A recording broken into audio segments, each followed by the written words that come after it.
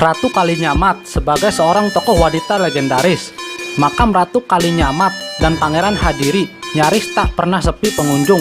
Mereka yang datang dari berbagai daerah semata-mata datang hanya untuk ngelalap berkah, berharap apa yang menjadi keinginannya terkabul, apa yang mereka harapkan dari aura keramat makam wanita legendaris yang pernah bertapa dengan telanjang itu.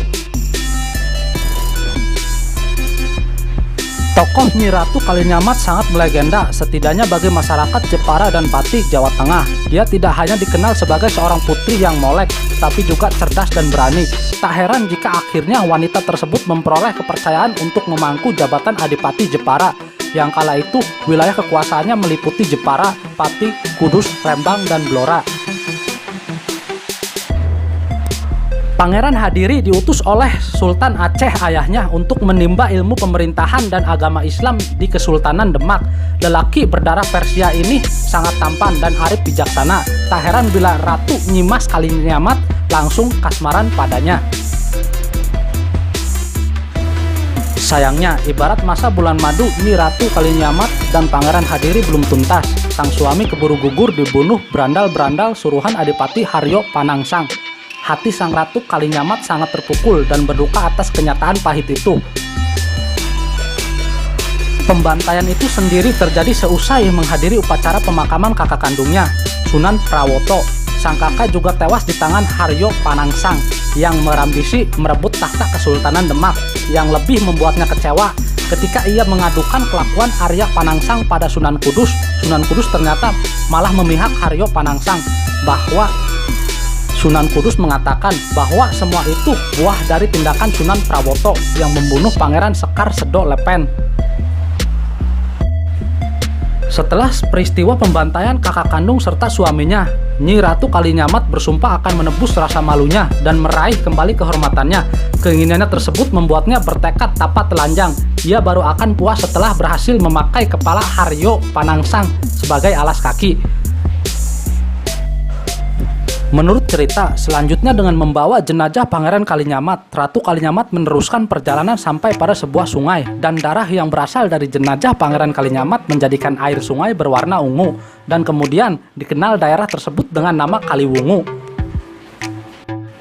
Semakin ke barat, dan dalam kondisi lelah, kemudian melewati Pring Tulis, dan karena salahnya dengan berjalan sempoyongan di tempat yang sekarang dikenal dengan nama Mayong, sesampainya di Purwogondo. Disebut demikian karena di tempat inilah awal keluarnya bau dari jenazah yang dibawa Ratu Kalinyamat. Dan kemudian melewati Pencangaan dan sampai di Mantingan. Ratu Kalinyamat berhasil meloloskan diri dari peristiwa pembunuhan itu. Ia kemudian bertapa telanjang di Gunung Danaraja dan bersumpah tidak akan berpakaian sebelum berkeset kepala Arya Panangsang. Harapan terbesarnya adalah adik iparnya, yaitu Hadiwijaya alias Jaka Tingkir, Bupati Pajang, karena hanya ia yang setara kesaktiannya dengan Bupati Jipang. Lebih dari 2 windu, Nyi Ratu Kalinyamat melakukan ritual bertapa telanjang. Mula-mula ritual itu dilakukan di Gelang Mantingan, kemudian pindah ke desa Dana Rasa, lalu berakhir di tempat Donorojo, Tulakang, Keling, Jepara. Ritual gaya Nyi Ratu Kalinyamat yang telanjang itu hingga kini masih menimbulkan berbagai penafsiran masyarakat. Yang jelas ritual tersebut benar-benar berakhir setelah Sultan Pajang menghadap Nyi Ratu Kalinyamat sambil menenteng penggalan kepala Haryo Panangsang dengan semangkok darahnya. Aryo Panangsang berhasil dibunuh Sultan Pajang yang bernama Raden Hadiwijaya melalui senopati perangnya Danang Suto Wijoyo, putra Ki Gedeg Pemanahan, dalam satu duel di tepi Begawan antara Cepu dan Blora. Tubuh Adipati Jipang Panolan itu dicabik-cabik dan serpihan tubuhnya ditanam terpencar-pencar di berbagai pelosok Jawa Tengah. Kepala Haryo Panangsang itu benar-benar digunakan untuk keset oleh Nyi Ratu Kalinyamat dan darahnya digunakan untuk ramas. Setelah puas, kepala Haryo Panangsang dibuang ke sebuah kolam yang terdapat di desa Mantingan. Hingga kini, makam Nyi Ratu Kalinyamat nyaris tak pernah sepi dari penziarah. Mereka yang datang dari berbagai daerah dengan mengelap berkah berharap mendapatkan karomah.